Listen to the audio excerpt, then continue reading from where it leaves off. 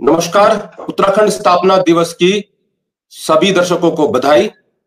और इस बधाई के अवसर पर एक दुखद खबर यह है कि उत्तराखंड की हुकूमत ने कल काफी मंथन के बाद देर शाम पुलिस को निर्देश दिया और पुलिस ने तलब कर दिया है उत्तराखंड के एक योद्धा बॉबी पंवार को।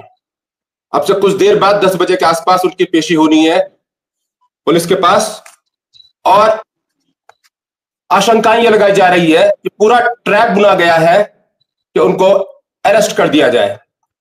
कारण है कि दो गैर उत्तराखंडी अधिकारी, एक का नाम है आईएएस मीनाक्षी सुंदरम और दूसरे का नाम है जो ऊर्जा निगम के सर्वे सर्वा बने बैठे हैं कई सालों से, यादव, संभवतः अनिल यादव।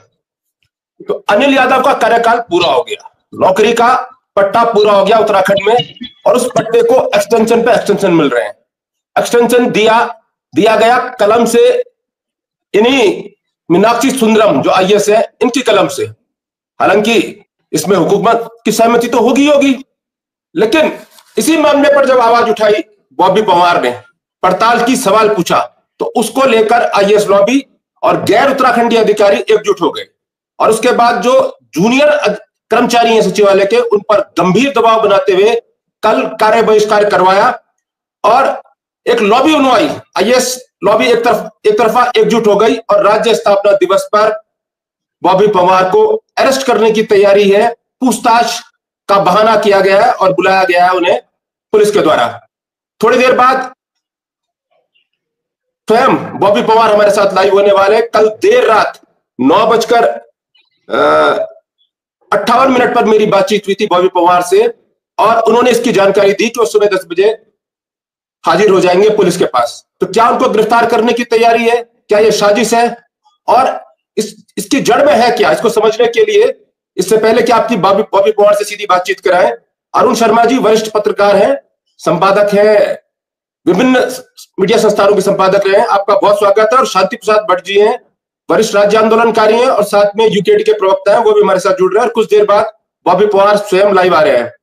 शर्मा साहब, इस पूरे घटनाक्रम को आप पिछले 2 दिन से देख रहे हैं, आपको क्या लगता है ये हो क्या रहा है?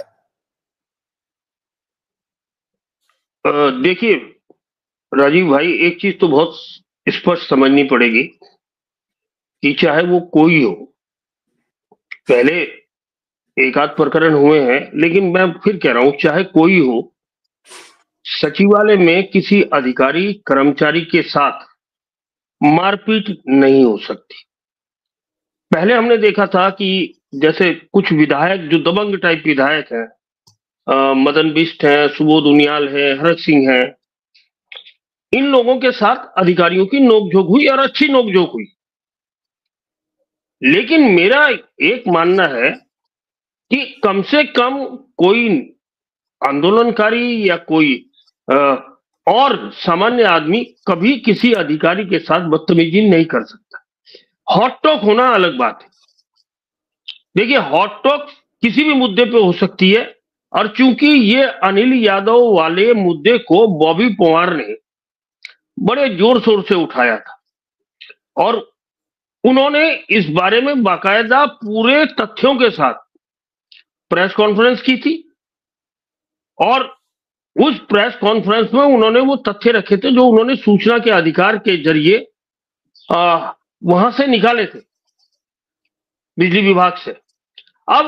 अब अनिल यादव को उन सारे तथ्यों के आलोक के बावजूद क्यों एक्सटेंशन दिया गया, ये इस पर आंदोलनकारियों को आपत्ति थी।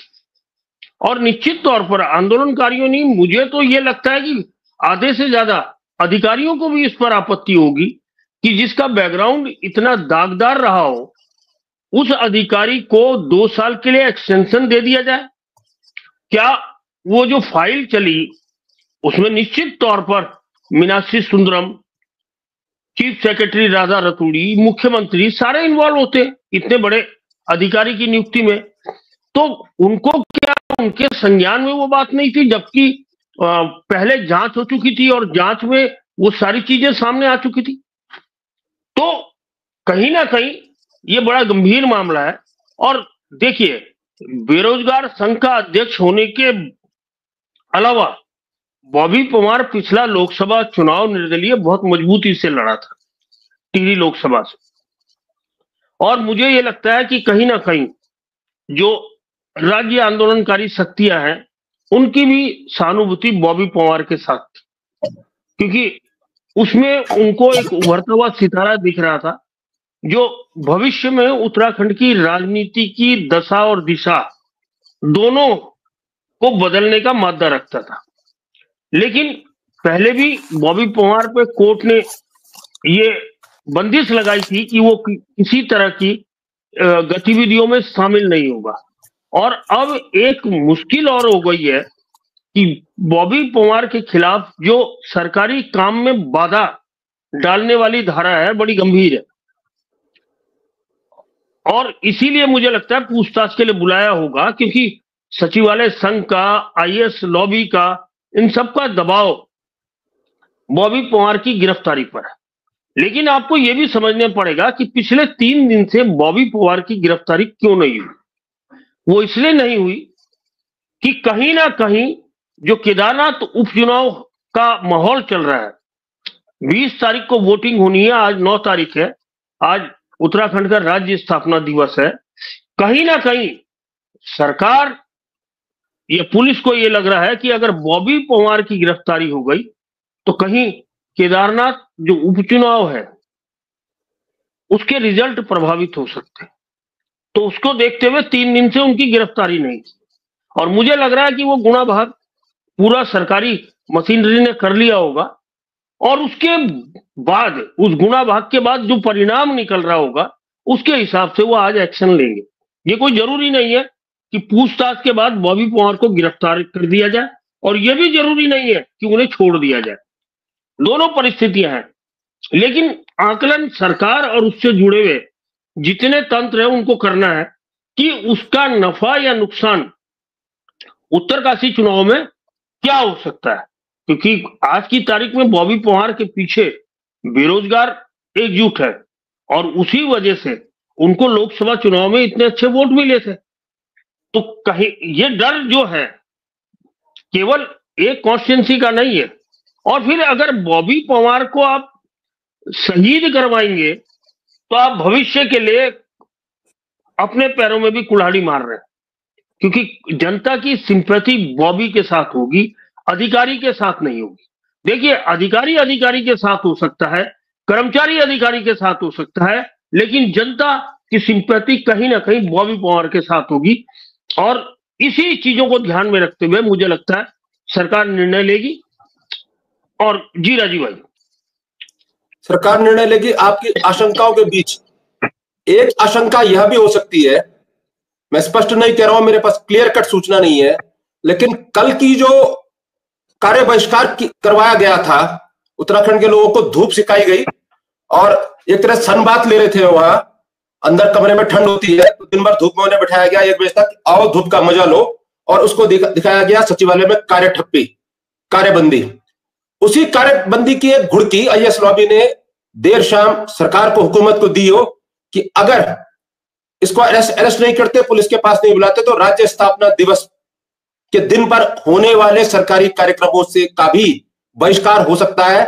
और यह बहुत अप्रिय स्थिति हो जाती या हो गई होगी सरकार के समक्ष में, और आनन फानन में कल शाम फिर पुलिस को कहा गया कि तलब करो, और तलब किया गया है, नोटिस भेजा गया, उनको तलब किया गया देहरादून की धारा चौकी में 10 बजे के आसपास हाजिर होने वाले हैं बॉबी पवार। ऐसा उन्होंने मुझे कल रात 9:58 पर मेरी फोन पर भी बातचीत में कहा था, आपसे कुछ देर बाद वो आने वाले हैं, ऐसा भी उन्होंने कहा है, और वो संभवतः आने की तैयारी कर रहे हैं। लेकिन उससे पहले शांति प्रसाद भट्ट जी हमारे साथ हैं। भट्ट साहब, क्या ये जो 2 अधिकारी हैं, एक आरोपी, भ्रष्टाचार का गंभीर आरोपी अनिल यादव, और दूसरा ऐसे आरोपी को एक्शन देने वाला मीनाक्षी सुंदरम, इन दोनों लोगों ने इतनी बड़ी लॉबी कर दी है? क्या इनके पास ऐसी कोई कमजोर नस है? इनके पास कोई सीडी है उत्तराखंड के अधिकारियों की, बाकी अधिकारियों की, नेताओं की सीडी है?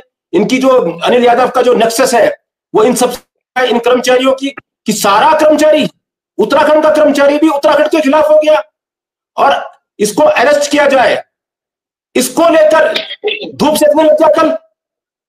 जी शांति भट्ट जी, ये कौन सा दबाव है इन दो गैर उत्तराखंडी अधिकारियों का, जिन्होंने पूरे उत्तराखंड की हुकूमत को अपने एक तरह से गुलाम बना दिया, अपना धूप सिकवा दी, कल सचिवालय ठप करवा दिया। इन दो गैर उत्तराखंडी अधिकारियों के लिए धूप सेकी उत्तराखंड के सचिवालय ने 1 बजे तक। जी शांति भाई जी, राज्य को 24 वर्ष पूरे हो चुके हैं, आज 25वां वर्ष शुरू हो गया है। सभी प्रदेशवासियों को राज्य स्थापना दिवस की बधाई, और साथ में पूरे उत्तराखंड की जनता को एक संदेश भी है आपके माध्यम से कि जो शंका हम समय समय पर जता रहे थे, वो शंका अब धीरे धीरे सच की ओर बढ़ने लगी है।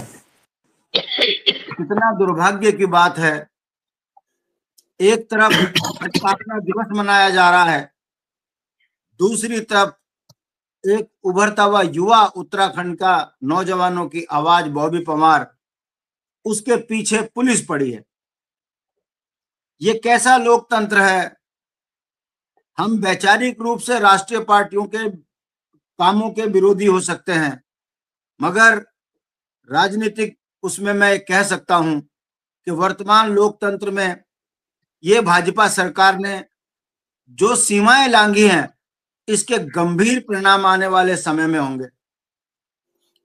सरकार हमारी है, मुख्यमंत्री भी हमारे हैं, मगर मुख्यमंत्री जी का ये क्रूर चेहरा आज जनता के सामने आ रहा है, जिन्हें हम धाकड़ धामी कहते हैं। वो एक नौजवान लड़के से कितना घबराए हैं, उसका कैरियर चौपट करने पे आ गए। इसको राजीव जी उस तरीके से देखिए कि जहां से ये आते हैं चक्रौता से, वहां के दो नेता भी नहीं चाहते बॉबी परमार राजनीतिक रूप से आगे बढ़े। इतनी बड़ी घटना हो गई, मगर उनके मुंह से एक शब्द ये नहीं निकल रहा है कि इस लड़के के साथ अन्याय हो रहा है। कांग्रेस की एक लॉबी ने चिट्ठी लिख के दे दी मैदानी क्षेत्र की विधायक ममता राकेश ने, और कहा इसको अरेस्ट करो।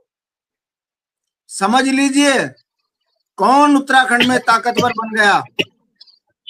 और जिस दिन इनका संख्या बढ़ गई, अभी तो मुकदमे लग के जेल का सहारा है, बाद में सरेआम कत्लेआम मचा देंगे ये पहाड़ियों का, जो पहाड़ की आवाज जनता के बीच में लाएंगे। दूसरी बात, आज स्थापना दिवस है। उत्तराखंड के पीसीएस परीक्षा देने वाले बच्चे रो रो के ये कह रहे हैं कि यूके पीसीएस के अध्यक्ष ने पेपर जब हिंदी भाषी लोगों के लिए गलत बनाया है, आपने उसका सुधारीकरण कर दिया। केवल 10 दिन का हमारे पास समय है, कृपया हमको समय दिया जाए, इस परीक्षा की डेट आगे बढ़ाई जाए। तो जो यूके पीसीएस के अधिकारी हैं वो ये बोलते हैं 10-12 नंबर में क्या फर्क पड़ता है, कोई परीक्षा नहीं बदली जाएगी, जिसे देना है उसी उस डेट में परीक्षा दे।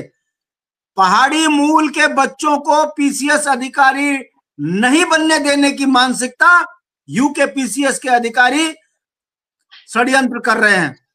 स्वीकार भी रहे हैं, पैटर्न पेपर का बदल भी दिया है सिलेबस, उसके बावजूद भी परीक्षा की तिथि नहीं बदल रहे हैं। ये 24 साल का राजनीतिक चेहरा इन राष्ट्रीय पार्टियों का है।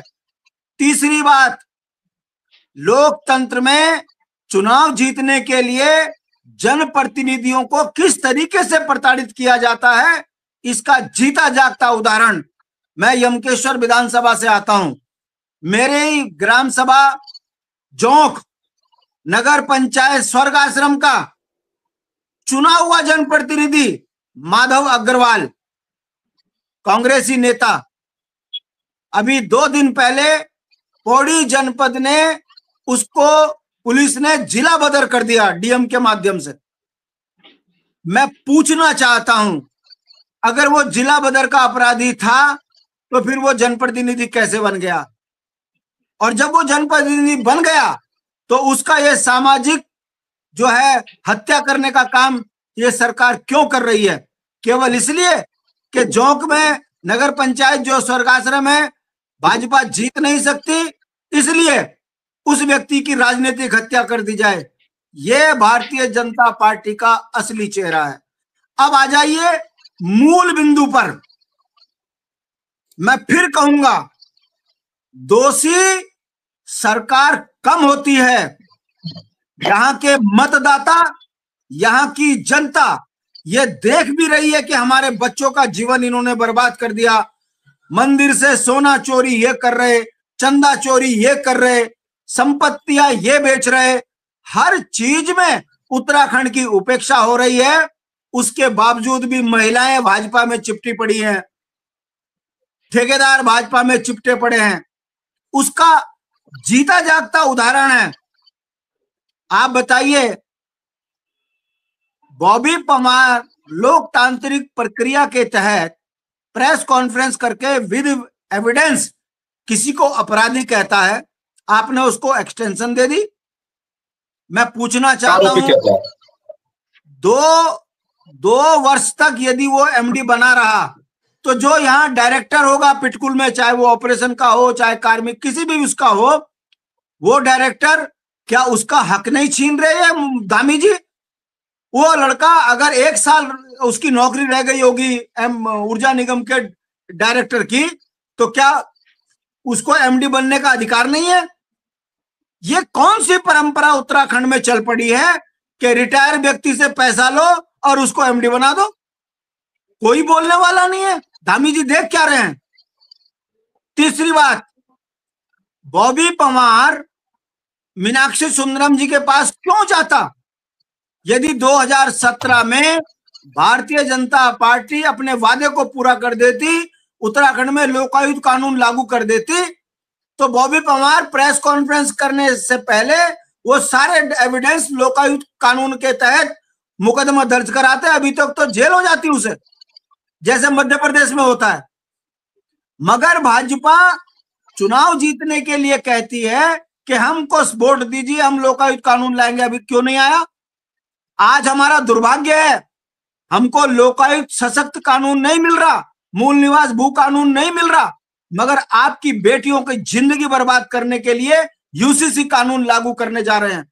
सनातन धर्म की परंपराओं को कुचलने के लिए यह सनातन का ढोंग करने वाली पार्टी आज यूसीसी का ड्राफ्ट लेकर आ रही है। ये असली चेहरा भाजपा का है। दोषी धामी कम है, हारने के बावजूद अगर उसे मुख्यमंत्री बनाया है तो कमिटमेंट दिल्ली में है, पूरा उत्तराखंड बेच दूंगा, चप्पा चप्पा उत्तराखंड का मैं जो है गैरों के हाथ में दे दूंगा, मुझको बनाए रखो। इसीलिए उनको दोबारा मुख्यमंत्री बना दिया गया। ये दोषी जनता भी है जो अपने बच्चों का, अपने राज्य का, अपने संसाधनों का जो है सरेआम लूट देखने के बावजूद भी चिपटे पड़े हैं। केदारनाथ में जाकर देख लीजिए, जहां सनातन धर्म के 4 धाम को बाहर फेंकने वाली बात धामी ने करी कि मैं दिल्ली में केदारनाथ बनाऊंगा, क्यूआर कोड करके चंदा का आरोप लगा, सोना चोरी का आरोप लगा, मगर जिस तरीके से मैं केदारनाथ में भीड़ देख रहा हूं, मुझे लगता है अभी जनता की आंखें नहीं खुली, अभी इसको बहुत और संघर्ष की जरूरत है। ये बात मैं इसलिए आपके सामने कह रहा हूं राजीव जी, इस आंदोलन से निकले हुए नेता हैं हम, कर्मचारी बाहुल्य गरीब किसान के, गरीब व्यापारी के बीच के नेता हैं हम लोग, और हम 40 साल से एक ही बात कह रहे हैं, मर जाएंगे उत्तराखंडियत के लिए, लड़ना बोलना नहीं छोड़ेंगे। आज स्थापना दिवस है और पुलिस, टाइमिंग देखिए, पुलिस बॉबी परमार को धारा 41 का नोटिस देकर बुलाती है। अगर आज के दिन बॉबी परमार अरेस्ट होता है तो लोकतंत्र की इसको हत्या समझा जाए।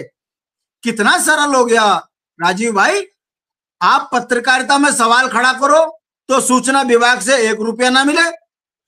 आप यदि सरकार पर आरोप लगाएं तो आप पर कभी महिला का, कभी किसी तरीके का झूठे आरोप लगा के मुकदमा ठोक दें। ये कौन सी परंपरा उत्तराखंड में आ गई? हम अधिकारियों से सवाल ना करें, हम उत्तराखंड के मुद्दों पर लड़े ना, और उत्तराखंड लूटता रहे कि हम इसीलिए पैदा हुए कि हम अपनी आंखों से अपने राज्य को लूटता देखें। मीनाक्षी सुंदरम की इतनी हैसियत कैसे हो गई? उसने ये कहा बॉबी परमार को, विवाद वहीं तो बढ़ा। उसने कहा जब हमने शिकायत कर दी है, आपने कार्रवाई क्या करी बताइए। मीनाक्षी सुंदरम का ये कहना, जनप्रतिनिधि बनकर आओ, हम तुम्हारी भी सुनेंगे, अभी तुम जीते नहीं हो, इसका मतलब जो लोकतंत्र में चुनाव जीतेगा वो पूरा उत्तराखंड लूटेगा। इनके बाप का उत्तराखंड है ये। मीनाक्षी सुंदरम, तुम्हारी ये बातें उत्तराखंड क्रांति दल नोट कर रही है। अगर कभी हमारे जैसा जनप्रतिनिधि विधानसभा में पहुंच गया, तुम्हारे घर के सारे बर्तन बिकवा देंगे हम, तुम होंगे आईएएस।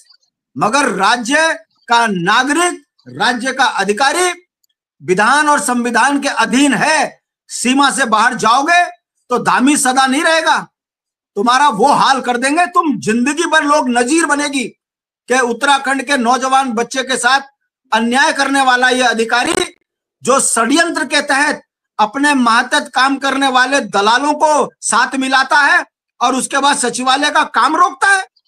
सरकारी काम में बाधा का मुकदमा मुख्यमंत्री जी को जो है मीनाक्षी सुंदरम में लगा देना चाहिए था। उत्तराखंड के उभरते हुए लड़के के नौजवान नेता के ऊपर यदि संगीन धाराओं पर मुकदमा लगाया है तो धामी जी को क्रॉस एफआईआर दर्ज कराकर मीनाक्षी सुंदरम पर मुकदमा लगा देना चाहिए था और उसमें कारण बताना चाहिए था कि एक अधिकारी जो सरकारी सेवा में बैठा है, आखिर वो कैसे स्थितियां उत्पन्न हो गई कि वहां पर जो है गर्मा गर्मी हो गई। उसका काम है सुनना, उसका काम है अपने जनप्रतिनिधि को संतुष्ट करना। एक जनप्रतिनिधि का मजाक बनाने के लिए आईएएस नहीं बना है। मगर मैं बड़े दुख के साथ कह रहा हूं, धामी मुख्यमंत्री होते तो कहते, धामी उत्तराखंड के दर्द को समझते तो कहते।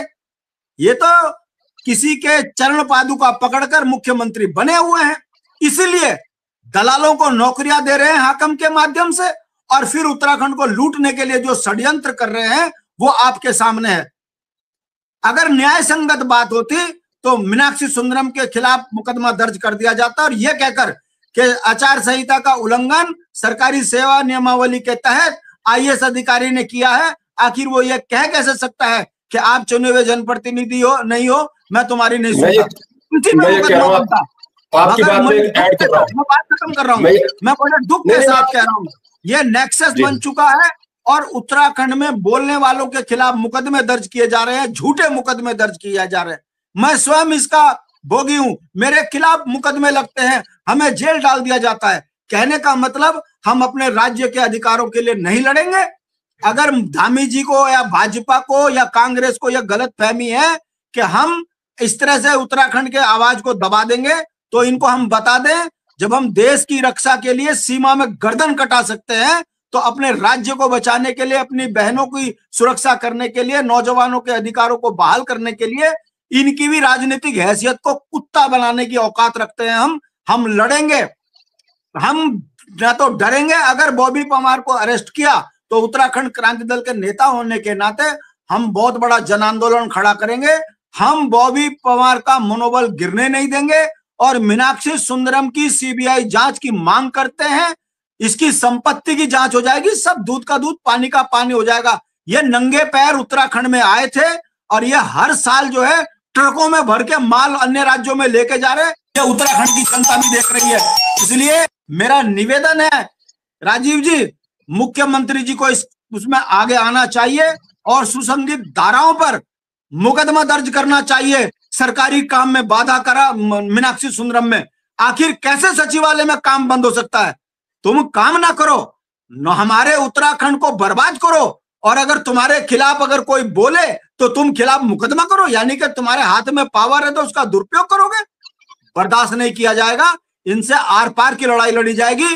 और अभी तो ये शुरुआत है, पहले तो घटना नहीं घटी होगी, मगर अगर आप उत्तराखंड के नौजवानों का मनोबल तोड़ने का कोशिश करोगे, जो देश के लिए सिर कटा सकते हैं, तो इन अधिकारियों को किस तरह से राजनीतिक रूप से ठिकाने लगाएंगे, ये उत्तराखंड के नौजवान अच्छी तरह जानते हैं। ऐसी स्थिति उत्तराखंड में उत्पन्न ना हो कि ये चौक चौराहों पर इनके मुंह काले हों, चौक चौराहे पर इनके ऊपर माला पहनाई जाए, और ताकि संदेश जाए कि जो लोकतंत्र की में विश्वास नहीं करता, जो लोकतंत्र में नेताओं की हत्या करता है, ऐसे अधिकारियों की, ऐसे नेताओं की जनता चौक चौराहों पे बेइज्जती करे। कहीं ऐसी स्थिति उत्तराखंड के अंदर उत्पन्न ना हो जाए। मैं हाथ जोड़कर विनती करता हूं कि राज्य के स्थापना दिवस में धामी जी अपने कर्तव्यों का निर्वहन करें और आप बॉबी परमार के पक्ष में बोलते हुए मीनाक्षी सुंदरम के ऊपर सरकारी काम में बाधा का मुकदमा दर्ज करें। तब उसे पता चलेगा कि कैसे जो है कोर्ट में खड़ा होना पड़ता है।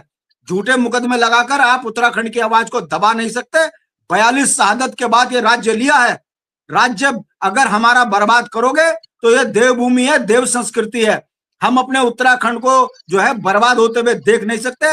अनिल यादव जैसे चोर के ऊपर इतने गंभीर अपराध और धामी का प्यारा हो गया। धामी के मुंह पे जो दही जमी है ये बताती है कि चोरों ने चोरों से कहा चोरी छोड़ो, झूठों ने झूठों से कहा सच बोलो।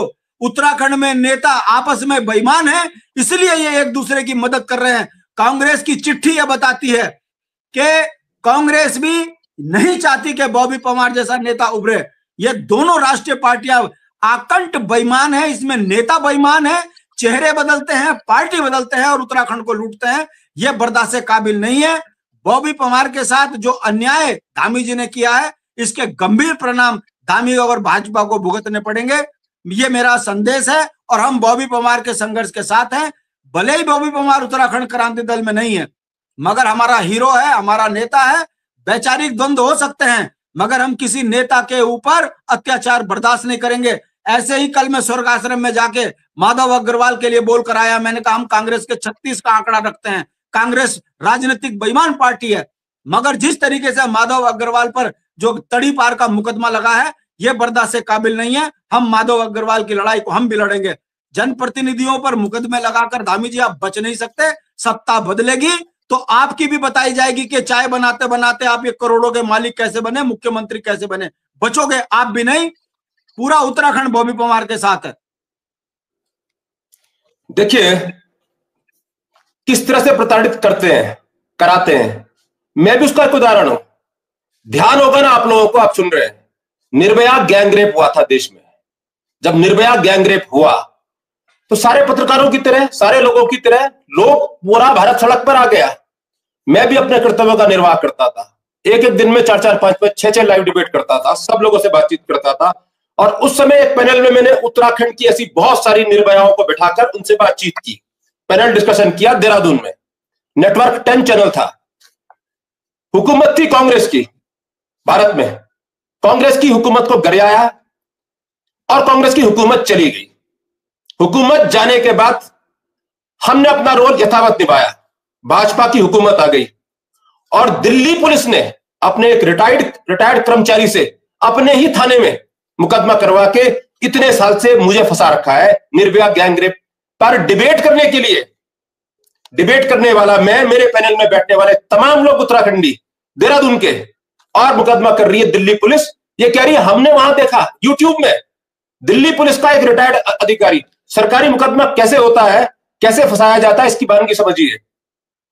यूट्यूब में उसने दिल्ली में बैठकर देखा, रिटायर हो गया, अपने थाने में कर दिया, स्टेट वर्सेस राजीव गर्ग, राजीव रावत, ये मुकदमा चल रहा है। और आज तक हम तारीख में जाते हैं और मुकदमा कब हो रहा है? बीजेपी की हुकूमत में, बीजेपी के कार्यकाल में, जब दिल्ली पुलिस बीजेपी के अंडर है। और गरियाया हमने उस समय किसको? कांग्रेस की हुकूमत को। लेकिन किस समय का कौन सा, कब किसकी जुबान खामोश करनी हो, उसकी जुबान खामोश करने के लिए कौन सी हुकूमत, कौन सी डिबेट का सहारा लेती है, सोचिए। अब एक और बड़ी बात आपको बता रहा हूं, तमाम दर्शक बड़े पैमाने पर जुड़े हुए उत्तराखंड के। आज मुझे खुशी हो रही है कि आप लोग लगातार कमेंट भी कर रहे हैं और आपको समझना जरूरी है। जिस भूमि आंदोलन आप कर रहे हैं, सख्त भू कानून की आवाज आप लोग उठा रहे हैं, इतने लंबे समय से राजस्व परिषद में बैठने वाला जो अधिकारी था, उसका नाम है सुभाष कुमार।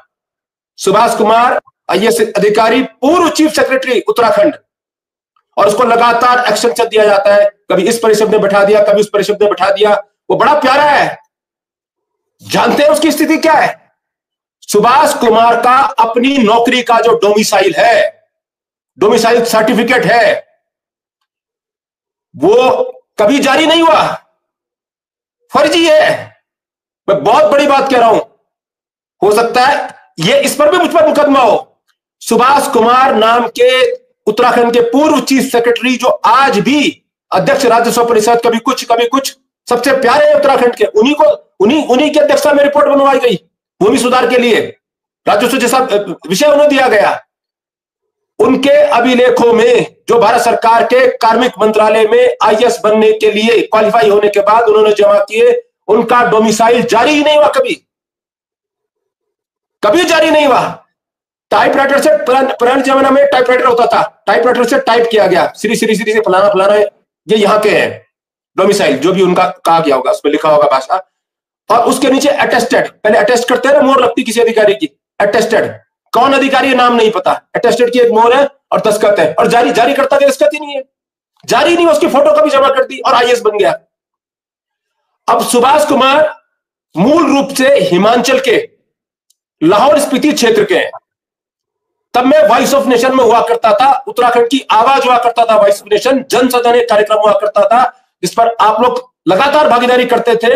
आज से बहुत साल पहले की बात है, दिन रात सब लोग भागीदारी करते थे, उसमें हमने विषय को उठाया था, अपनी टीम भेजी भारत सरकार के कार्मिक मंत्रालय में, वो कागज लाए, वो कागज मैंने उठाकर सुभाष कुमार को दिखाया, उसकी वीडियो कभी मैंने कहा तो तुम्हारा सर्टिफिकेट जारी नहीं हुआ है, तुम कैसे आईएएस बन गए? चीफ सेक्रेटरी था सुभाष कुमार उस समय थे, कह रहा हूं, कुछ लोगों को लगेगा मैं शब्द ऐसे बोल रहा हूं, इसलिए बोल रहा हूं कि उनके पूरे परिवार की हमारी टीम यहां से गई लाहौर स्पीति में, वहां पता किया जिन स्कूलों में वो पढ़ते थे, जो उनके भाई बंधु वहां रहते हैं, सबके नाम यांगचिंग पुंग, पुंगचिंग पुंग, कुछ ऐसे नाम थे। मैं तो उस समय नाम भी अब बताया था, उस जमाने में तो यूट्यूब आदि चीजें नहीं होती थी, तो रिकॉर्डिंग शायद अब नहीं होगी, लेकिन वो अभिलेख मनीष वर्मा जी के पास होंगे, जो वहां के संपादक थे हमारे वॉइस ऑफ नेशन के, उनके नाम भी ऐसे ऐसे थे, वाइंगचिंग बुंग, कुछ पता नहीं क्या क्या नाम थे, इस तरह के नाम उनके पिता और भाइयों के थे।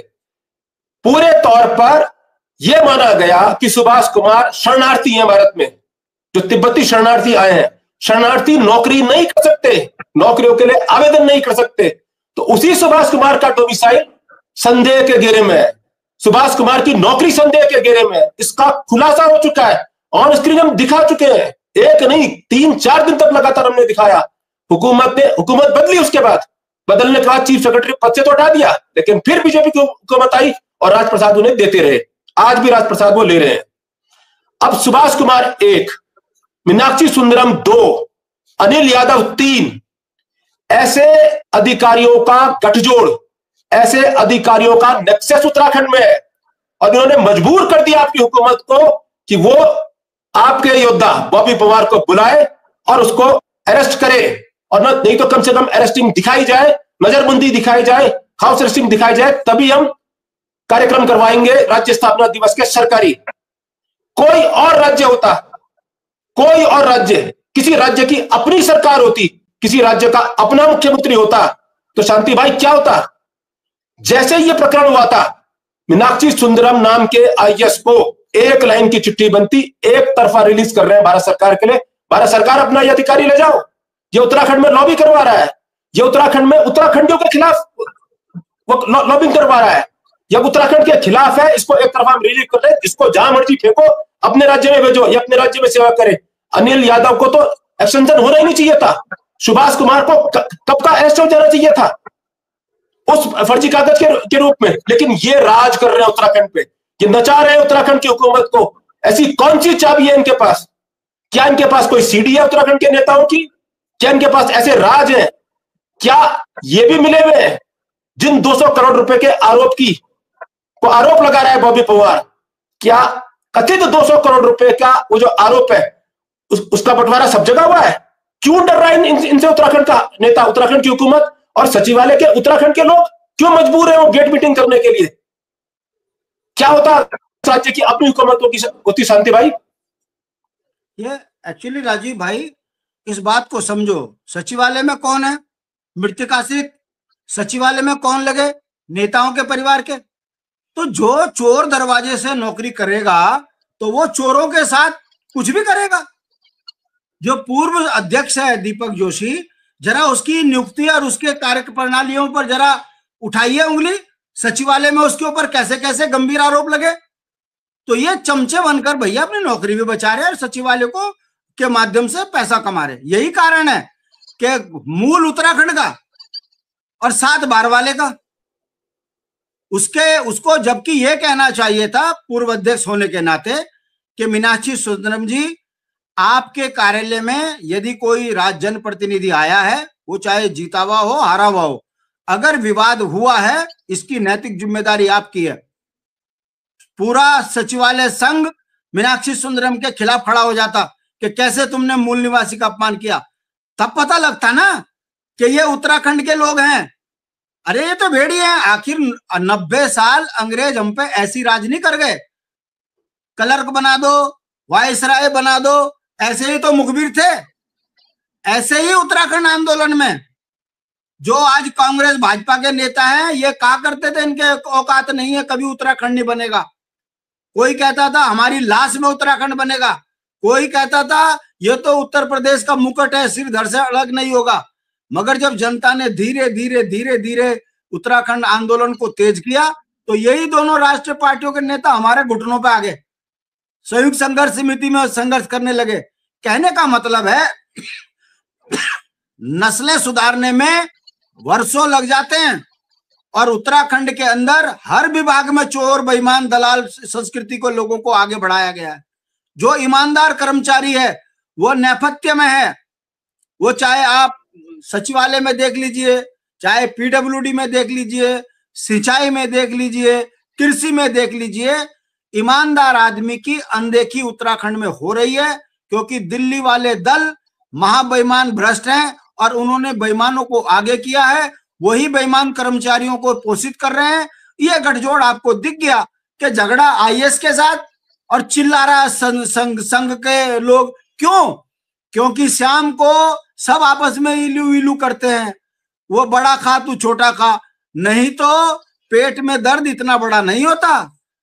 सरकारी काम में बाधा का मुकदमा बनता है। मीनाक्षी सुंदरम में है हिम्मत, हैसियत है धामी जी की जो न्याय संगत बात करें, है धामी जी की हिम्मत जो चिट्ठी लिख के कह दें दिल्ली को कि ले जाएं अपने से अधिकारी को, यह उत्तराखंड के अशांति पैदा कर रहा है। मगर क्या करें, दिल्ली के फोन में धामी जी भी गूंगे हो जाते हैं। ये सब जानते हैं राजीव जी। और मुझे अनिल यादव का जो कार्यकाल एक्सटेंशन हुआ, जो बीमारी की जड़ है जिसको उठाया बॉबी यादव ने, जिस इश्यू पर ये सब कुछ हो रहा है, एक अनिल यादव को 200 करोड़ के गड़बड़ झाले के आरोपी अधिकारी को सेवा विस्तार देने के लिए, उसका सेवा विस्तार जारी रहे, वो इसके लिए बॉबी पवार और ये तमाम चीजें जो हो रही हैं, पूरा उत्तराखंड का सचिवालय गेट मीटिंग करता है, धूप सेकता है, काम नहीं करता है, कार्य बहिष्कार करता है। मुख्यमंत्री के दस्तखत भी उस फाइल में होते हैं। क्या मुख्यमंत्री कार्यालय भी, क्या धामी जी भी उस राजप्रसाद के भोगी हैं जो इस अनिल यादव को एक्सटेंशन देने के लिए किया गया है? आखिर इस अनिल यादव रिटायरमेंट के बाद भी उत्तराखंड में ही रहे और उसके लिए चाहे बॉबी पवार को अरेस्ट करना पड़े, उसके लिए चाहे पूरे उत्तराखंड का सचिवालय के कर्मचारी वहां बैठ जाए, जिनकी नौकरी उत्तराखंड राज्य आंदोलनकारी के नाते जो आरक्षण मिला था उसके तहत लगी थी, जिनकी नौकरी इसलिए लगी थी सचिवालय में कि उनके माता पिता की सेवा काल के दौरान मृत्यु हो गई और मृतक आश्रित के रूप में नौकरी मिली, जो अन्य विभागों में थे और तब संबद्ध हुए और समायोजित हुए उसमें। जो कई सारे जो लोग गढ़वाल मंडल विकास निगम में थे, कई निगमों में थे, कच्ची नौकरियों पे थे और उसके बाद उनको एडजस्ट किया गया, समायोजन किया गया, समायोजन से नौकरी पक्की हुई। जो उत्तराखंड की रग रग खाकर जो पक्की नौकरी पाए हैं वो आज धरने पर बैठे, कल काम नहीं किया उन्होंने। क्यों? क्योंकि अनिल यादव उत्तराखंड में रहे, अनिल यादव सेवा काल समाप्त होने के बाद रहे। बॉबी पवार कह रहा है कि ऐसे आरोपी अधिकारी को क्यों दोबारा नौकरी समाप्त होने के बाद दोबारा क्यों नौकरी दी जा रही है? और अनिल यादव यहाँ रहे, मीनाक्षी सुंदरम उत्तराखंड में रहे, ये उत्तराखंड के खिलाफ लॉबी करते रहे और उत्तराखंड का मुख्यमंत्री या उत्तराखंड की हुकूमत इशारा करे पुलिस को कि अब से ठीक कुछ देर बाद 10 बजे तलब किया गया है, 10 बजे हाजिर होगा और हो सकता है उसको अरेस्ट कर दिया जाए।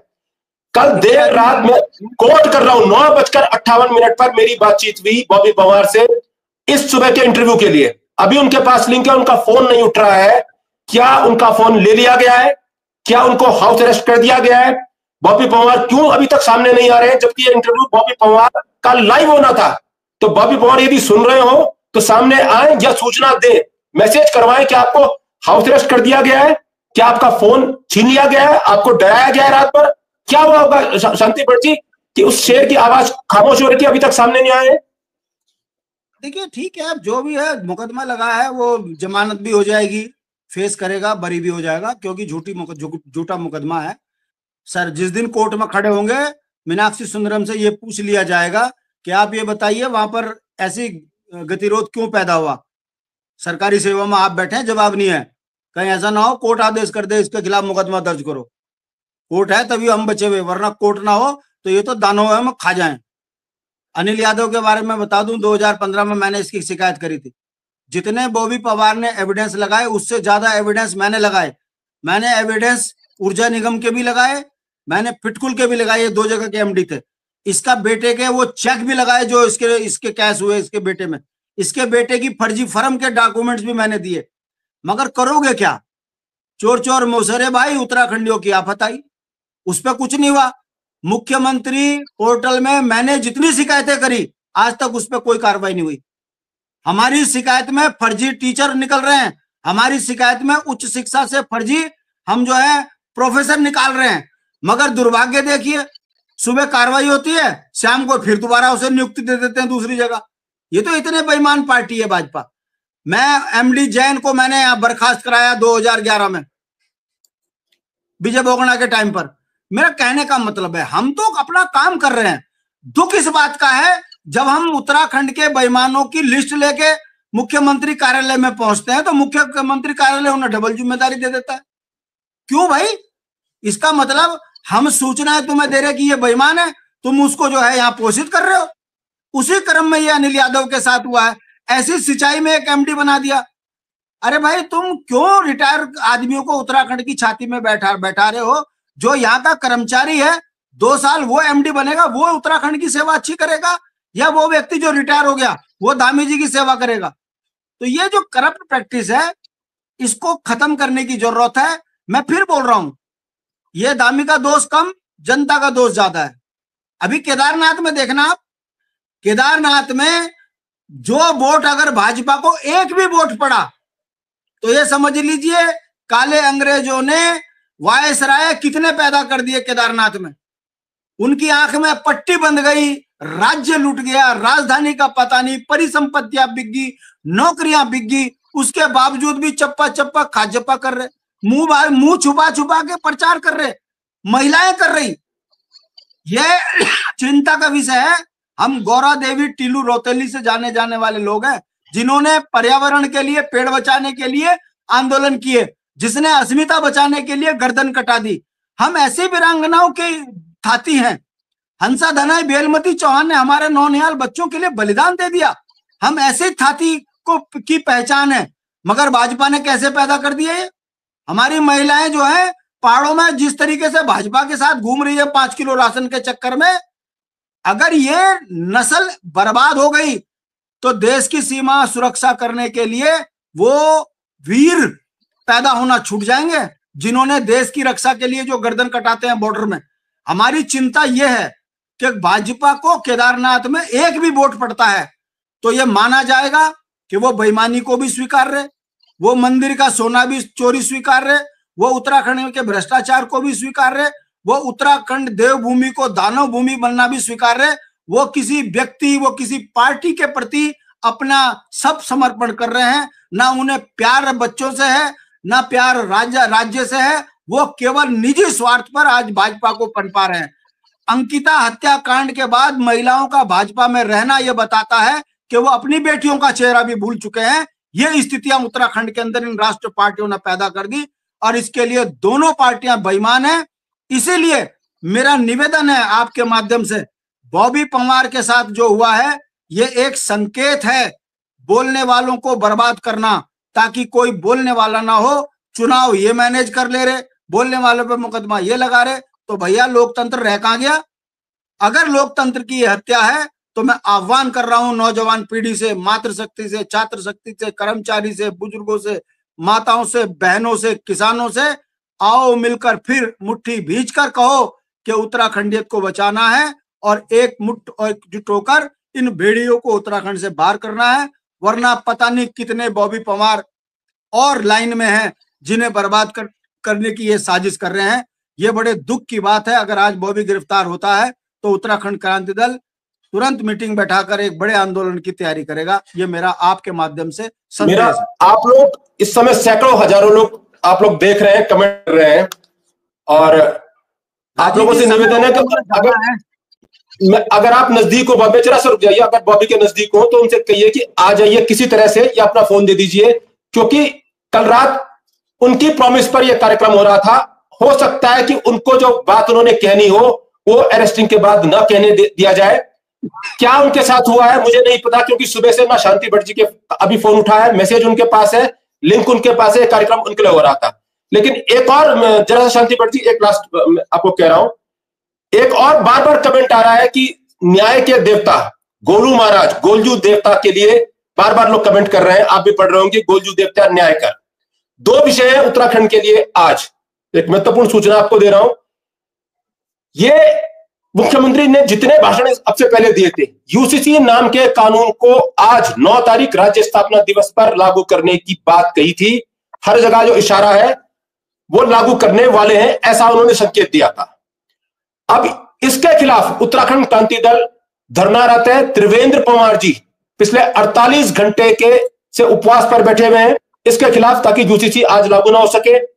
और एक और बड़ी अपडेट दे रहा हूं, आपने गोलजू देवता की बात करी, आप दर्शकों ने, गोलजू देवता आज की रात, इस समय जब मैं आपसे बात कर रहा हूं, बेरनी नामक ग्राम है, वहां मौजूद है।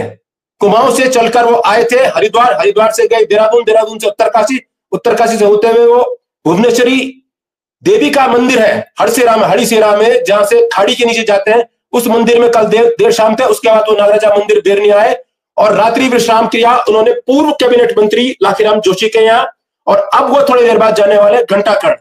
लाखीराम जोशी जी ने as promise to me in live debate में मुझसे प्रॉमिस किया था कि वो इसकी अर्जी लगाएंगे कि यूसीसी लागू ना हो, सख्त भू कानून मिले। ये बीजेपी के वो मंत्री हैं, पूर्व मंत्री हैं, वो विधायक हैं जिन्होंने इस राज्य को बनाया, जिन्होंने इस राज्य के निर्माण के लिए उत्तर प्रदेश में विधायक रहते हुए इस्तीफा भेजा, मैं विधायकी छोड़ दूंगा अगर ये राज्य नहीं बनेगा। और अटल बिहारी वाजपेयी ने उन्हें शांत किया था, प्रधानमंत्री थे, जोशी जी आप जाइए, मैं राज्य बना रहा हूं। जिनके इस्तीफे की धमकी पर, जिनके इस्तीफे की अर्जी पर यह राज्य बना, और तब उन्होंने गोलजू महाराज पर अर्जी भी लगाई थी। उन्होंने यूसीसी आज लागू ना हो इसके लिए अर्जी लगा दी है, जैसी मुझे अपडेट आ रही है। तो आज गोलजू महाराज का न्याय जीतेगा या धामी जी की जिद जीतेगी? क्या वो बोल पाएंगे अपने भाषण में कि आज से यूसीसी लागू हो गया या नहीं? आज गोलजू महाराज की जीत होगी, उत्तराखंड की जीत होगी, या धामी और नरेंद्र मोदी की उस जीत की जीत होगी जिसके बाद यूसीसी से वो पूरा उत्तराखंड का बेड़ा गर्क करने वाले कर देंगे। एक बात बहुत बड़े पैमाने पर दर्शक जुटे हैं, शांति भाई जी, इस यूसीसी का मतलब भी समझा दीजिए तमाम लोगों को। भू कानून और मूल निवास के आंदोलन के बीच ये यूसीसी नाम का जो बहुत खतरनाक बीमारी आने वाली है, हो सकता है मुख्यमंत्री की जुबान से छूट जाए तो लागू हो गया, क्योंकि बाकी सारी तैयारियां कर दी गई हैं। और अगर ना छूट पाए, गोलजू महाराज, लाखीराम जोशी जी की जो अर्जी है, और जो संघर्ष कर रहे हैं यूकेडी के त्रिवेंद्र पंवार, वो काम कर गया तो उनकी जुबान से निकलते निकलते भी वो शब्द नहीं छूटेगा भाषण में, और यूसीसी जैसा बड़ा जहर उत्तराखंड को आज नहीं मिलेगा। लेकिन यूसीसी कितना खतरनाक है ये जरा समझा दीजिए, बहुत बड़े पैमाने पर लोग आपको देख रहे हैं। शांति भाई देखिए राजीव जी, मैं उत्तराखंड क्रांति दल का एक जिम्मेदार नेता होने के नाते बोल रहा हूं, इन 24 वर्षों में दोनों राष्ट्रीय पार्टियों ने, बता दीजिए उत्तराखंड के लिए क्या अच्छा किया? राजधानी नहीं, पलायन नहीं, पहाड़ों में विकास हुआ नहीं, सड़कें चौड़ी करना और बड़ी बड़ी बिल्डिंगें बनाना, यह बताता है कि ठेकेदार पृष्ठभूमि के ये नेता केवल घोटाले के चक्कर में बिल्डिंगें तो बना गए, सड़कें चौड़ी तो कर गए, मगर सड़कें जब टूटती हैं भ्रष्टाचार के कारण तब कोई बोल नहीं पाता। उत्तराखंड के अंदर पहाड़ का व्यक्ति कैसे विकास से जुड़े? 24 वर्षों में मुझे एक नीति बता दीजिए। अगर कृषि में घोटाला होता है तो फिर कभी इनका नाम आता है गणेश जोशी जी का, कोऑपरेटिव में नाम आता है तो कभी धन सिंह जी का आ जाता है, कभी कांग्रेस के नेताओं का आ जाता है। विधानसभा घोटाले से लेकर नौकरियों में भर्तियों में भाजपा के तमाम, गोविंद सिंह कुंजवाल हो कांग्रेस के या भाजपा के, हरीश रावत से लेकर विजय बोगना से लेकर धामी से लेकर कोश्यारी तक सबके दामन पे दाग है। तो राज्य बना किसके लिए है?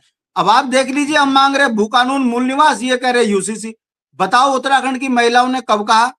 भाजपा की महिला अध्यक्ष बताए क्या उसने कब कहा कि मेरी बेटी दूसरे के घर में लिविंग रिलेशन में रहना चाहती है और मैं उसको रखना चाहती हूँ, इसलिए मैं जो है यूसीसी कानून लागू करवाना चाहती हूँ। बताए ना भाजपा की महिला विंग। और कब हमने कहा कि उत्तराखंड के अंदर हम यूसीसी के लिए संघर्ष कर रहे, और क्यों धामी यूसीसी लाना चाह रहे? यह हिंदू मुस्लिम की आड़ में सनातन धर्म के ऊपर हमला है। अगर इस यूसीसी के अंदर कोई लाभ है तो धामी जी आके बताएं। हमारी आपत्ति यही तो है कि लिविंग रिलेशन खत्म करो, उत्तराखंड के अंदर ये बर्दाश्त नहीं होगा, और जो 1 साल यहाँ रहेगा उसे यहाँ स्थायी निवास ना बनने दो। आप कैसे करोगे? आप कॉमन सिविल कोड बोल रहे हो यूसीसी को। भाई आप कॉमन कहाँ है? ये तो भारतीय जनता पार्टी ने नागरिकों में विरोध करा दिया कि बोक्साओं को छोड़ देंगे, जनजाति इसमें नहीं आएगी, तो ये कॉमन कहाँ रह गया? ये तो चिन्हित कर आप किसी एक समाज को बर्बाद करने की बात कर रहे हो। कहने का मतलब है झूठ के पांव नहीं होते। ये बेईमानों की पार्टी है भाजपा, और जनता की आंख में धूल झोंक रही है। हम राजनीतिक जिम्मेदार लोग हैं, हमने इसका यूसीसी का विरोध किया है कि इसमें सुधार करो। जो सुधार करोगे तब मुसलमानों को आप यहाँ जमीनें दे रहे, नाले खाले में आप उनको बसा रहे, और यूं कह रहे मुसलमान इस देश में बर्दाश्त नहीं है। जो हमारे यहाँ का मुसलमान है, यहाँ का मूल मुसलमान है, वो भी उत्तराखंड के मूल निवास आंदोलन में हमारे साथ खड़ा हो गया, ये कह के कि हमारा अस्तित्व खतरे में आ गया। ये बिजनौर से, सहारनपुर से, हरियाणा से लाला के यहाँ पर इन्होंने बसा दिए। अब हमारी संस्कृति पर भी हमला हो गया। हम भले ही मुसलमान हैं, मगर हम गढ़वाली मुसलमान हैं। ये इन्होंने तो हमारे ऊपर ही हमला कर दिया। यूकेडी सही कर रही है कि उत्तराखंड में ना तो यूसीसी चाहिए, हमको सख्त मूल निवास और भू कानून चाहिए। इतना स्तर पर लोग समझ रहे हैं। अब हमारे गुरुकुल नार्सन के लोगों की समझ में आ गया कि यूकेडी हमारे अस्तित्व को बचाने की लड़ाई लड़ रही है। मगर दुख है उन तमाम लोगों को जो भाजपा को वोट दे रहे हैं, वो अपने बच्चों का गला घोट रहे हैं। जो भाजपा के झंडा उठा रहे हैं वो अपने गांव विरोधी हैं, वो राज्य विरोधी हैं। इतना अपमान, इतना सब कुछ देखने के बाद भी यदि वो लोग चप्पा चप्पा कर रहे, तो फिर 90 साल अंग्रेजों की गुलामी देखी और ये 24 साल से हम उत्तराखंड की गुलामी देख ही रहे हैं। सुधरेगा कब समाज? तय करते हैं। हमने लोगों ने तो संघर्ष को जीवन बनाया है। मर जाएंगे इसी मिट्टी में पैदा हुए, इसी मिट्टी में खाक हो जाएंगे, मगर अपने उत्तराखंड के मुद्दों पर हम चुप नहीं रहेंगे, बोलते रहेंगे। मुकदमे, जेल, अपमान, ये हमारे लिए गहना है। हमको फर्क नहीं पड़ता भैया। अगर संघर्ष करने के बाद लोग काला पानी में भी रहे हैं, वो चाहे नेहरू हो, शास्त्री हो, समझ गए, तो अगर हमारे को भी प्रताड़ित करेंगे हम मान लेंगे, ये हमारा भाग्य है। मगर मरते दम तक एक चीज के लिए गर्व करेंगे कि जिस कौम में जन्म लिया, जिस राज्य के लिए हमने अपना संघर्ष किया, उसके लुटते हुए नहीं देखा। संघर्ष किया, भले ही जनता साथ नहीं रही, पर लोग ये इतिहास में कहेंगे कि उत्तराखंड क्रांति दल के नेता थे तो मुद्दे जिंदा थे। धीरे धीरे जनता आएगी हमारे साथ। ना दामी जी को छोड़ेंगे, ना पूर्व के जितने हैं उन्हें छोड़ेंगे। जिन्होंने राज्य लूटा है, पाई पाई उनकी घर से ना छीन कर राजकोष में लगवा दिया, तो काहे के नेता हम? हमें पैसा प्रभावित नहीं करता। संघर्ष से निकले हुए लोग हैं, संघर्ष हमारी तासीर में है, और संघर्ष झुकता नहीं है, टूट सकता है। हमें तो हमारे प्रेरणा सुभाष चंद्र बोस हो सकते हैं, हमारी प्रेरणा भगत सिंह हो सकते हैं, हमारे प्रेरणा इंद्रमणि बड़ौनी हो सकते हैं, हमारे प्रेरणा नहीं है। उनके साथ मारपीट की है, गाली गलौज की है। जरा सुनवाते हैं आपको।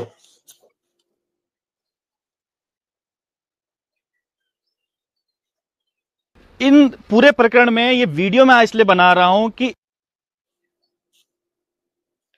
इसमें जो साक्ष्य हैं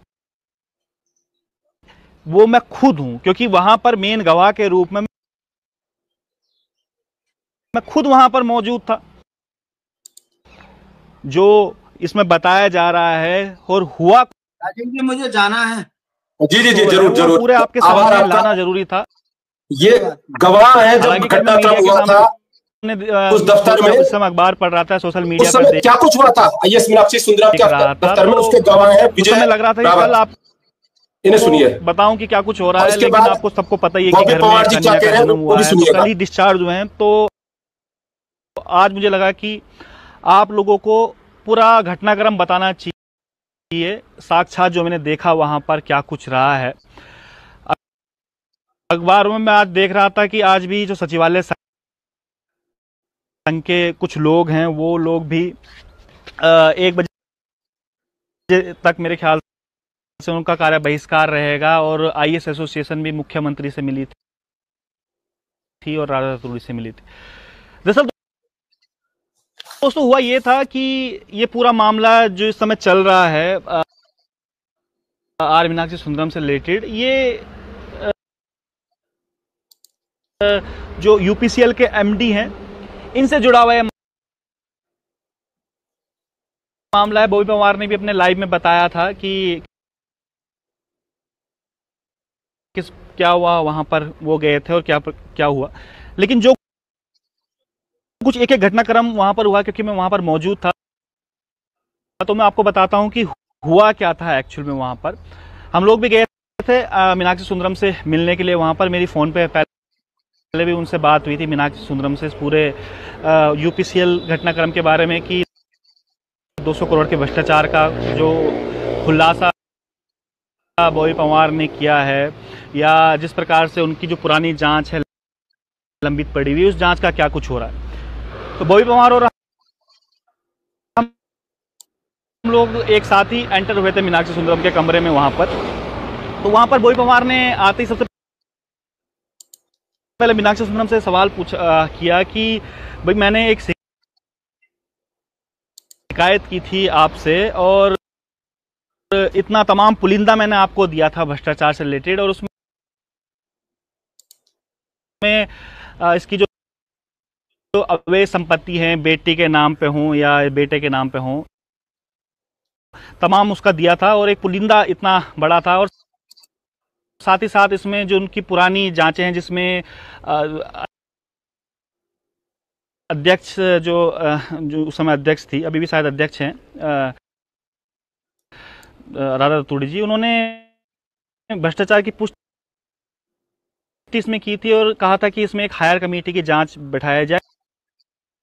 तो उस पूरे मामले पर क्या कुछ हुआ, और मीडिया में कहीं पर भी जो इनका सेवा विस्तार हुआ है वो बाहर नहीं है, किस नियमावली के तहत हुआ है, रिटायरमेंट के बाद, ये तमाम सब चीजें बातें हुई वहां पर। तो बॉबी पवार ने कहा कि भाई हमें इनका वो बताइएगा, आप जो सेवा विस्तार का लेटर दीजिएगा। तो मीनाक्षी सुंदरम का कहना था कि ये लेटर है, आप आरटीआई के माध्यम से आप लीजिए इस लेटर को, और हम इस प्रकार से आपको वो लेटर नहीं दे सकते हैं। तो बॉबी पवार का कहना था भाई आरटीआई के माध्यम से तो हम ले ही लेंगे, लेकिन किस नियमावली के तहत हुआ है ये तो बता दीजिए। क्या प्रदेश इसी प्रकार से चलेगा, बिना नियमों के, नियम कुछ नहीं है, नियम को ताक पर रखकर। तो उसके बाद मीनाक्षी सुंदरम ने कहा कि भाई आप तो अब आ रहे हैं, आप उस समय क्यों नहीं आए, क्योंकि 2-4 नाम उन्होंने लिए थे कि जो रिटायरमेंट के बाद जिनका सेवा विस्तार हुआ था, उसमें जनरल प्रसाद का उन्होंने नाम लिया, एक बलूनी का नाम लिया, और एक जो सिंगल हैं उनका नाम लिया जो यूजीवीएनएल के एमडी हैं, कि उनका भी तो सेवा विस्तार इस प्रकार से हमने किया था। उस समय आप क्यों नहीं आए रिटायरमेंट के बाद?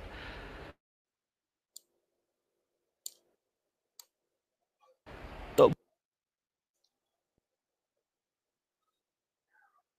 बॉबी पवार ने उसके बाद फिर ये कहा, अब तक नॉर्मल बातें चल रही थी, तो बॉबी पवार ने उसके बाद ये कहा कि भाई हम नहीं आए उस समय, क्योंकि हम नहीं थे उस समय, और अब इस परिपाटी को आप खत्म कीजिए और अब आप बताइएगा कि किन नियमों को तहत इस पर हुआ है, क्या इसी प्रकार से ये प्रदेश चलेगा। तो उसके बाद फिर मीनाक्षी सुंदरम ने एक जवाब दिया, उन्होंने कहा कि भाई जिस दिन आप मंत्री बनेंगे, मुख्यमंत्री बनेंगे, उस दिन आपको जवाब दिया जाएगा। ये शायद टर्निंग पॉइंट था पूरे बात का, और एग्जैक्ट एक एक शब्द मेरे नोट कीजिएगा, एक एक शब्द मैं वही कह रहा हूं जो वहां पर उस समय हुआ था, क्योंकि वहां पर खुद में गवाह मौजूद था वहां पर। तो मीनाक्षी सुंदरम ने कहा कि जब जनता आपके हाथ में पावर देगी तब उसके बाद आपकी चलेगी, अभी जिनके पास पावर है तो अभी तो भैया उन्हीं की चलेगी। उसके बाद फिर बॉबी पवार ने कहा भाई मैं इस प्रदेश का एक आम नागरिक हूं, और आम नागरिक के जो आम नागरिक के हक से मैं सवाल पूछ रहा हूं कि ये सब चीजें क्यों हो गया। तो उसमें फिर मीनाक्षी सुंदरम ने कहा कि आम नागरिक तो 1,20,00,000 है, क्या हम सबसे राय मशूरा पूछते रहे। तो बॉबी पवार ने कहा कि भाई आम नागरिक होने के साथ साथ मैं पूर्व सांसद प्रत्याशी भी हूं, 1,68,000 वोट मुझे मिले हैं, वो जनता का विश्वास है जो जनता ने मुझ पर दिखाया है। तो उसी हैसियत से मैं एक जनप्रतिनिधि हूं, उसी हैसियत से मैं आपके पास आया हूं। तो इस बीच थोड़े बहुत गहमा गहमी हल्की फुल्की शुरू हो गई थी। तो मीनाक्षी सुंदरम ने कहा भाई आप हारे हैं, आप जीते तो नहीं, जिस दिन आप जीत कर आओगे उस दिन आपके जब आप बोलोगे तब मैं उस पर साइन कर दूंगा। तो बॉबी पवार ने कहा पक्ष और विपक्ष तो आप एक तरफ रखिएगा भाई, अगर पक्ष और विपक्ष कुछ नहीं करेगा तो इसका मतलब हम कुछ नहीं बोलेंगे। और क्या अगर सरकार आपको बोलेगी कि आंख में आप पट्टी बांध दिएगा और कूद जाइएगा नाले में, तो क्या आप कूद जाएंगे? किस प्रकार की बातें कर रहे हैं जो आपके कार्य क्षेत्र में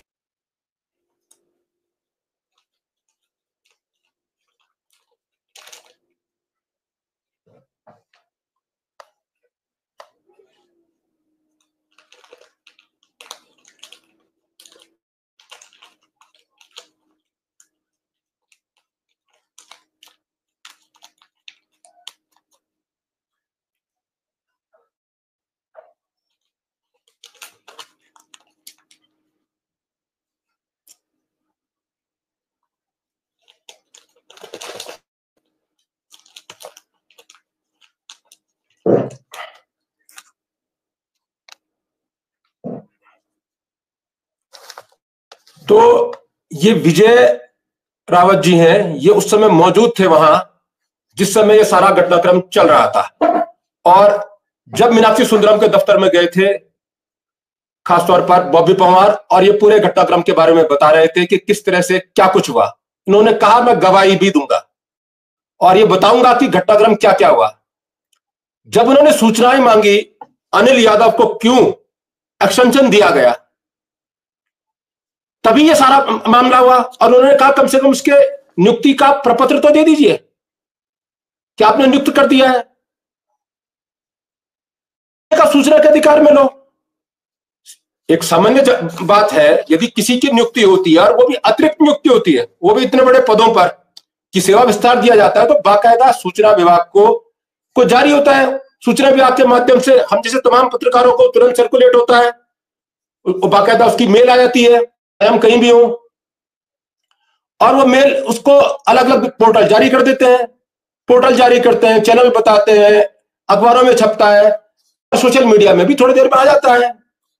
चाहे राधा रतूड़ी का सेवा विस्तार हो, यदि चीफ सेक्रेटरी की पुनर्नियुक्ति, सेवा विस्तार, उनको भी सेवा विस्तार दिया गया, एक्सटेंशन, यदि सार्वजनिक हो सकती है, सबके सामने हो सकती है, तो अनिल यादव की क्यों नहीं?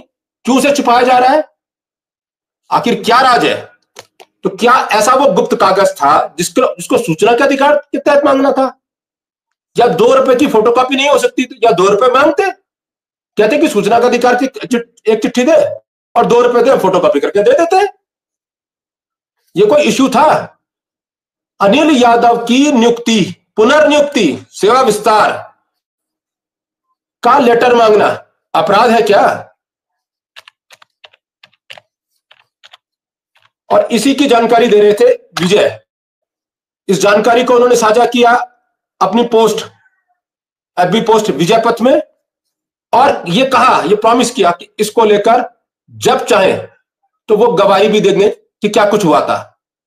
ये भी बॉबी पवार कह रहे हैं कि सीसीटीवी वहां है, यदि कोई मारपीट की गई, मारने की धमकी दी गई, तो उसकी फुटेज सार्वजनिक क्यों नहीं करते? सचिवालय के पास पूरा तंत्र है, अपना सुरक्षा अमला है, कोई मारपीट भी तो मेडिकल क्यों नहीं कराया? कहां है निशान मारपीट के? कि दो पीएस कह रहे हैं कि हमें मारा, हमारे साथ गुंडागर्दी करी, कोई वीडियो फुटेज है? और आज के जमाने को कहीं भी आप कुछ बोल दो, सड़क पर सबके पास फोन होते हैं, अगर वीडियो ना हो तो फोन नहीं था उनके पास। और सचिवालय में तो क्यों अभी तक वो बाहर नहीं हुए हैं, वो सार्वजनिक नहीं हुए हैं? यदि है तो सार्वजनिक क्यों नहीं करते? हम भी देखें। और त्रिवेंद्र पवार जी बैठे हुए हैं कि लागू ना हो, इसके खिलाफ। और यूसीसी में बहुत सारे लोग, हमारी बातचीत हुई बहुत सारे लोगों से, कंसेप्ट बहुत सारे लोगों को क्लियर नहीं है। 10 तारीख को रैली निकाली जाने वाली है मूल निवास सख्त भुगतान को लेकर, और जो डिमरी आदि लोग हैं उनके साथ प्रांजुल नौडियाल हैं। कल शाम मैंने उनसे इंटरव्यू किया, आप जरूर उसे देखिएगा, बहुत गंभीर बातें हुई हैं इसमें, उसको जरूर देखिएगा। और उसमें वो कह रहे हैं, उसमें वो बता रहे हैं, वो कह रहे हैं, मेरी उनसे बातचीत हुई कि भाई इस विषय पर आपका क्या कथन है, क्या मानना है, क्योंकि यदि आप जीत भी गए मूल निवास का आंदोलन तो आपको हराने की तैयारी कर दी गई है यूसीसी के जरिए। तो उनका कथन क्या था उसको भी समझना जरूरी है। उनका कहना है कि उसमें एक क्लॉज है निवासी का, 1 साल की निवासी का, हम उसके खिलाफ है, बाकी समानता चाहते हैं। लेकिन उसमें जो जमीनों को खुर्द-बुर्द करने का प्रावधान है, उसमें जो कथित तौर पर लव जिहाद और लव जिहाद समाप्त करने की बात कर रहे हैं ना मुख्यमंत्री, समाप्त इसलिए हो जाएगी क्योंकि तब लव जिहाद नाम की चीज नहीं होगी। आप पंजीकरण कराएंगे लिव इन में और आप कानूनी सुरक्षा पाएंगे। आप कानूनी तौर पर भविष्य में भी पाएंगे यदि आप जैविक पिता जैविक माता बन जाते हैं। तो क्या आप इसे ऐड कर रहे हैं? तो कंफ्यूज स्थिति है यूसीसी को लेकर। हमारे जो विधायक गण है, मंत्री गण है, उनको भी पूरी जानकारी नहीं कि पीछे उस पर क्या हो रहा है। और खास तौर पर यह जिहाद को कानूनी स्वरूप दिया जा रहा है, जिहाद नहीं कह सकेंगे आप इस पूरे मामले को लेकर। यह एक गंभीर विषय है। उन पर बेरोजगार संघ ये आपको सुनाता हूं, अध्यक्ष बॉबी पवार क्या कह रहे हैं, जान से मारने की धमकी दी है, वो भी सुनिएगा। कुछ लोगों ने शिकायत की थी कि साउंड ठीक नहीं आ रही, कोशिश कर रहे हैं कि आपका आवाज इस बार ठीक। इन पूरे प्रकरण में ये वीडियो मैं इसलिए बना रहा हूं कि इसमें जो साक्ष्य हैं वो मैं खुद हूं, क्योंकि वहां पर मेन गवाह के रूप में मैं खुद वहां पर मौजूद था।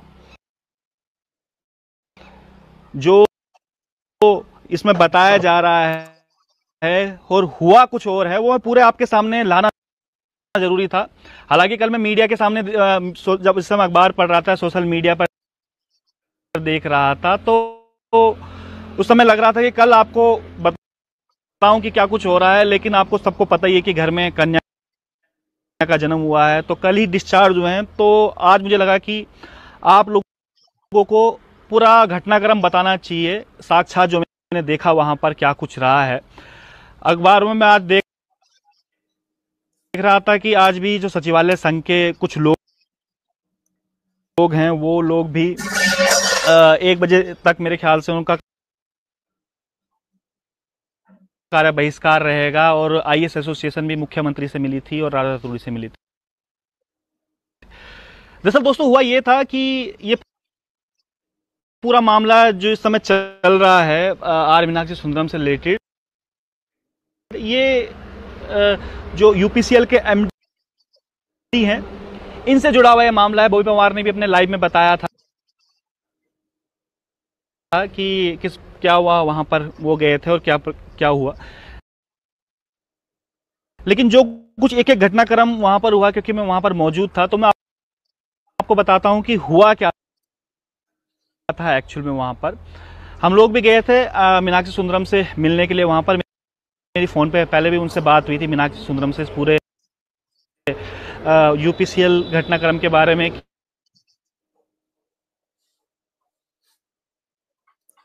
चलिए, एक बार फिर से कुछ तकनीकी दिक्कतें आ रही हैं, लेकिन इन तमाम विषयों पर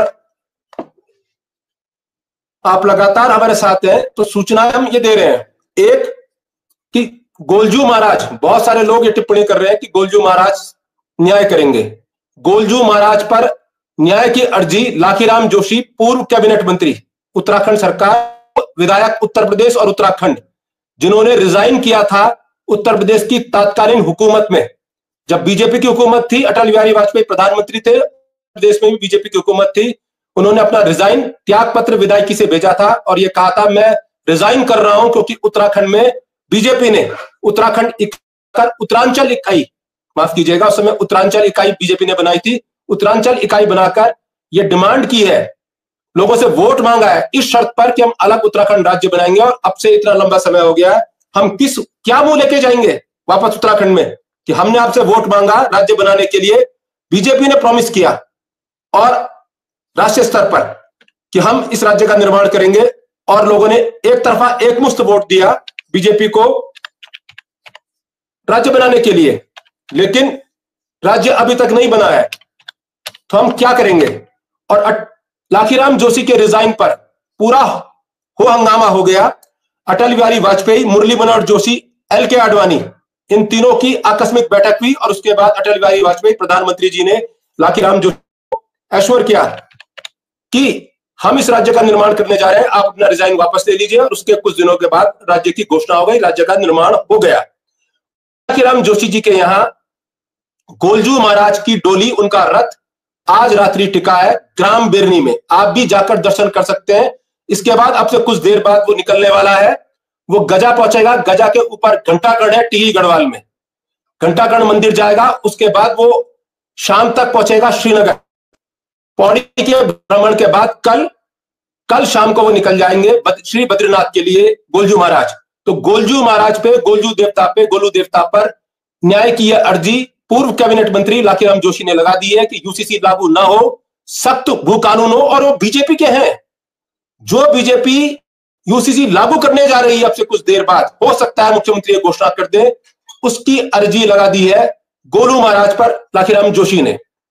खासतौर पर मैं इसलिए भी कह रहा हूं आपको, क्योंकि आपको ध्यान होगा कि अब से 48 घंटे पहले यूकेडी के पूर्व केंद्रीय अध्यक्ष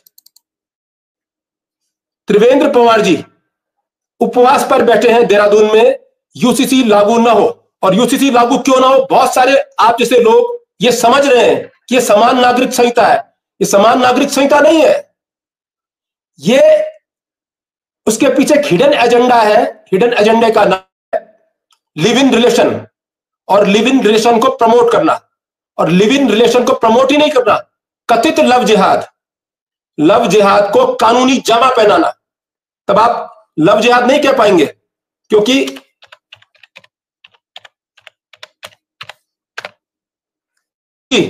लव जिहाद के बदले आपको पंजीकरण कराना है। मात्र पंजीकरण कराने के बाद आप साथ रह सकते हैं लिव इन रिलेशन में। तब आपको भीड़ नहीं मार सकेगी।